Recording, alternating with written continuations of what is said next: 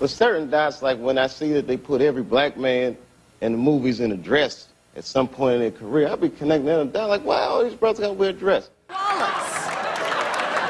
Wow. Wow. I don't think anyone saw this one coming. He's one of the biggest stars in the world, but the question remains, did Kevin Hart pay an unacceptable price for his fame? A comedy legend, Dave Chappelle, thinks the answer is yes, and the proof might be hanging in Kevin's closet. Dave Chappelle, another great comedian, said that, you know, in the industry, they tried to make him wear a dress. Have you ever ran into that with scripts, and is that something that, you know, you wouldn't do, you know, for I definitely haven't ran into to put on the dress. I mean, you know, you have to have boundaries. Hello and welcome back to The Fame Game. We are stepping behind the curtain of Hollywood's biggest, most unsettling conspiracy theory. It's a story that involves power, control, and a shocking condition for crossing over into true A-list status. Did global superstar comedian Kevin Hart betray his own standards to achieve worldwide fame? The rumors are louder than ever because a fellow giant in comedy, Dave Chappelle, has reportedly weighed in. Chappelle suggests that Hart would have never hit this level of success if he hadn't agreed to conditions that he previously swore he would never meet. If you're ready to hear the secrets of the Hollywood elite, make sure you hit that like button right now. Dave Chappelle, who is known for his deep satirical understanding of the culture, has long been Hollywood's most outspoken critic. Unlike Kevin Hart, Dave has repeatedly warned the public about the dark, controlling side of the entertainment business. He recounted how powerful industry heads constantly tried to manipulate him, famously citing how his name and likeness were contractually owned by them in perpetuity throughout the universe. Because my name and likeness is being used by them in perpetuity throughout the universe. It's in the contract. Kevin Hart is, without a doubt, a tireless worker. He built his career on constant touring and grinding.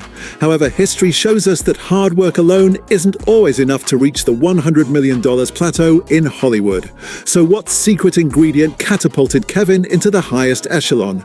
It could be directly connected to the claims Dave Chappelle makes about entertainers who are willing to publicly humiliate themselves in exchange for stratospheric wealth and exposure. is that something that, you know, you wouldn't do, you know, for I definitely haven't ran into to put on the dress. I mean, you know, you have to have boundaries. You have to have limits that you refuse to cross. You know. We need to dive into the uncomfortable context here.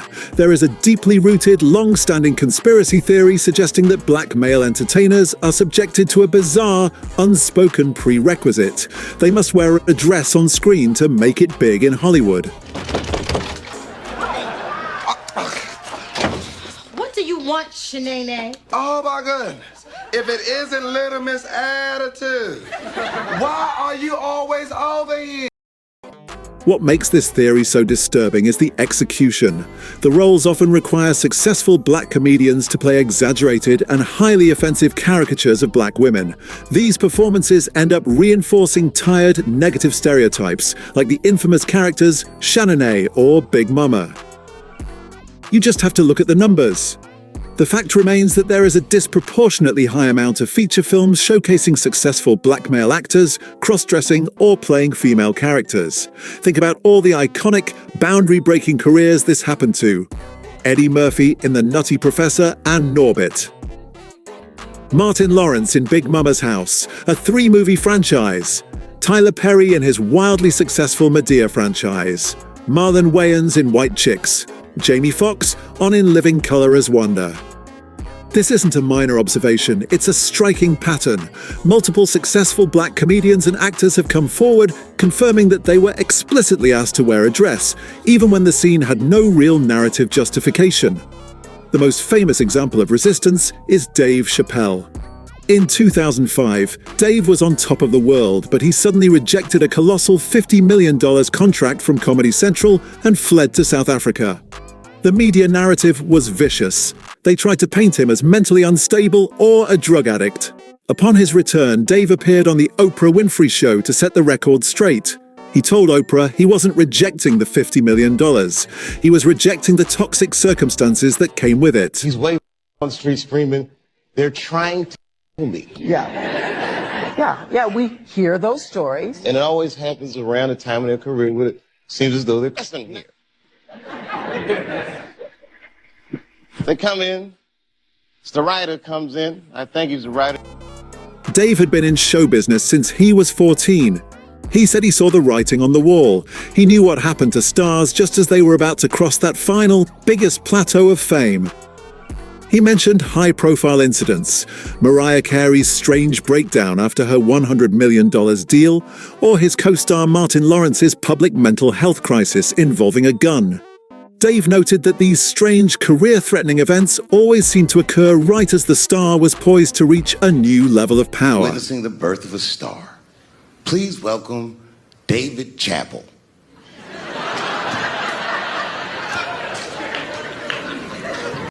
Oprah pushed him. Dave finally admitted that part of the pressure involved creating sketches that he felt were socially irresponsible. He felt the scripts were designed to make people laugh at him, not with him, specifically intended to compromise his moral position. This is where the dress conspiracy hits home for Dave. He recalled a moment while filming a movie with Martin Lawrence. He walked into his trailer, saw a dress, and knew instantly it didn't belong to him. The writers rushed in, using the classic line, "It's a hilarious bit. Martin sneaks you out of jail disguised as a prostitute. All the greats have done it." Dave was uncomfortable. He told them no. They kept pressuring him, reminding him that the delay was costing them thousands of dollars per minute. But Dave realized this pressure wasn't random.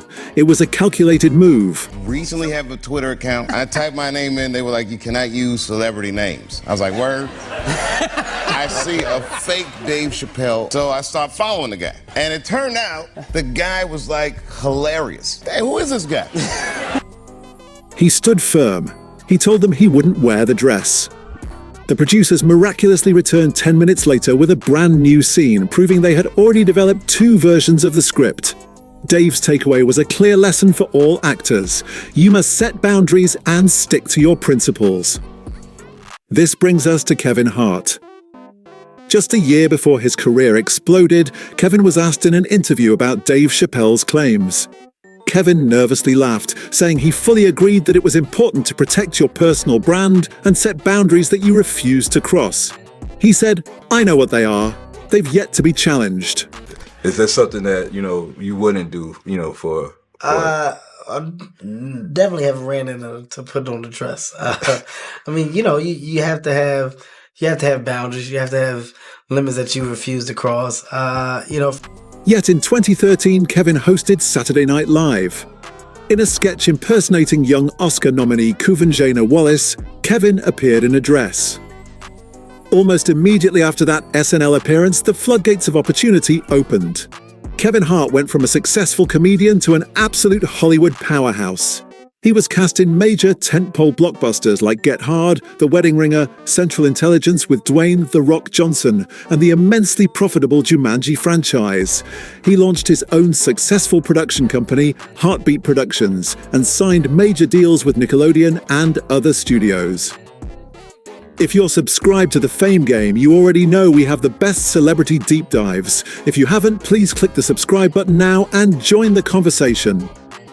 Look at the contrast. Dave Chappelle faced a massive media smear campaign that nearly ruined his reputation simply for saying no.